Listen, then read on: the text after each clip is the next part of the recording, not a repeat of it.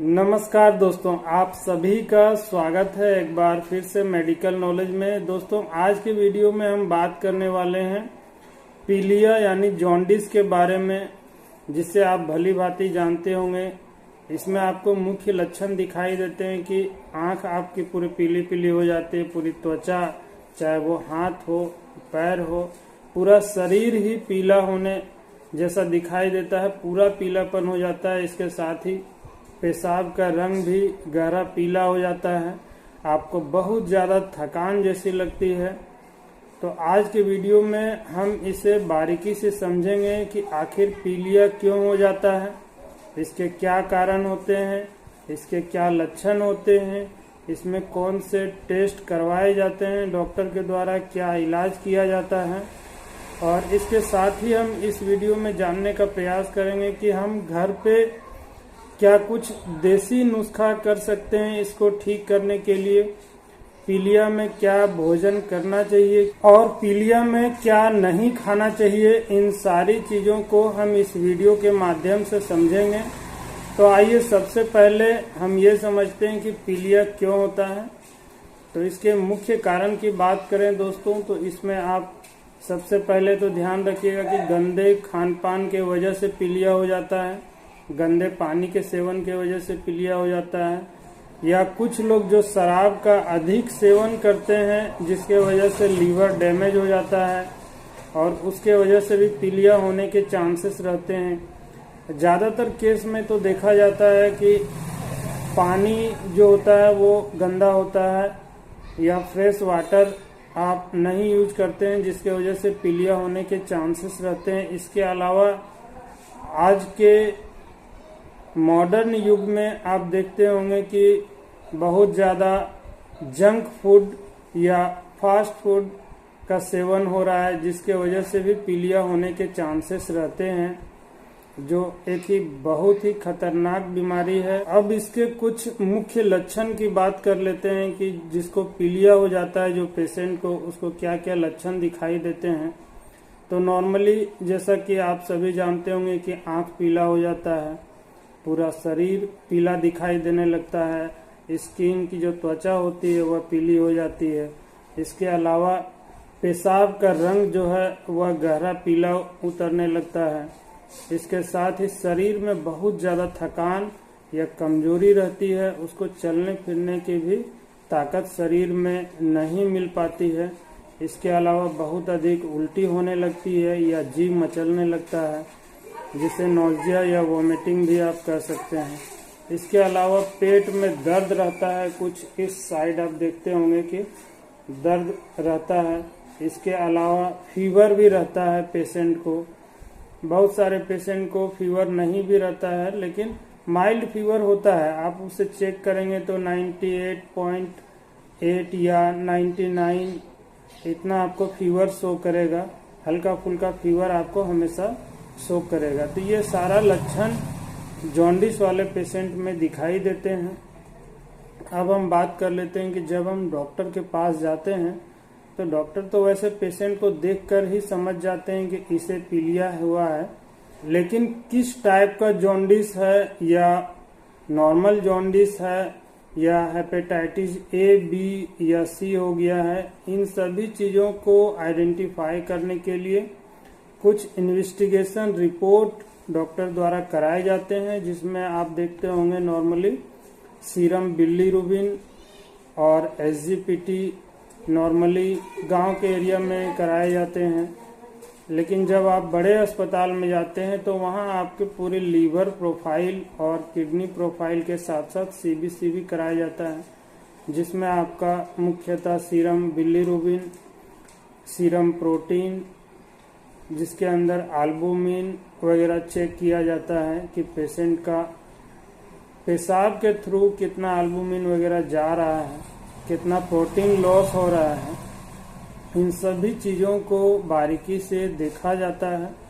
तो जॉन्डिस यदि किसी पेशेंट को हो गया है तो उसे बिल्कुल हल्के में नहीं लेना चाहिए, उसे अपने डॉक्टर से कंसल्ट करना चाहिए। जो भी आपके फैमिली डॉक्टर हैं या जो भी आपके नज़दीकी डॉक्टर हैं, उनसे आपको ज़रूर मिलना चाहिए, जिससे आपको अच्छी और उचित उपचार मिल सके। अब हम कुछ घरेलू नुस्खे की बात कर लेते हैं, जो देसी नुस्खे होते हैं जिससे जॉन्डिस में आपको बहुत लाभ मिलता है।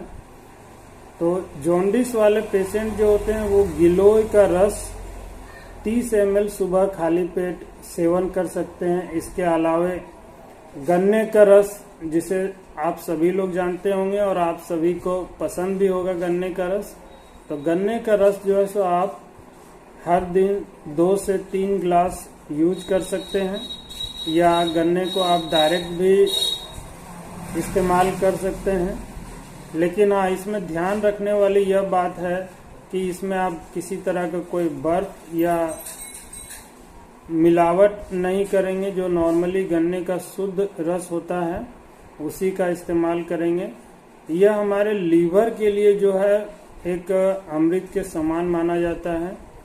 जब आप गन्ने का रस का इस्तेमाल करते हैं तो इससे यह लीवर को बहुत ही डिटॉक्सिफाई करता है और लीवर को पूरी तरह से साफ कर देता है। और चूंकि जॉन्डिस तो लीवर की ही बीमारी है, लीवर में खराबी होने के कारण ही जॉन्डिस होता है।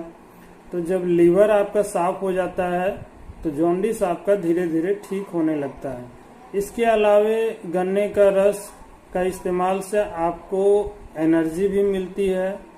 शरीर में जो ग्लूकोज की कमी होती है उसे भी यह पूरा करता है, जिससे पेशेंट को जो बहुत ज़्यादा थकान आ रही थी, चलने फिरने की शक्ति नहीं मिल पा रही थी, उसमें भी कहीं ना कहीं राहत मिल जाता है।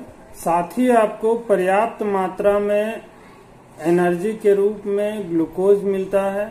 आइए दोस्तों, अब कुछ ऐसे खान पान की बात कर लेते हैं जो पीलिया में आपको बहुत ही लाभ पहुंचाते हैं। देखिए, जिन भी पेशेंट को पीलिया हो जाता है उन्हें सबसे पहले यह ध्यान रखना चाहिए कि जो भी सब्जी यूज कर रहे हैं उसे अच्छी तरह से उबालना चाहिए। और इवन आप रसोई में जब सब्जी बना रहे हो तो उससे पहले सब्जी को अच्छी तरह से आप एक बार गर्म पानी में धो लें, उसके बाद उसको अच्छी तरह से उबालें।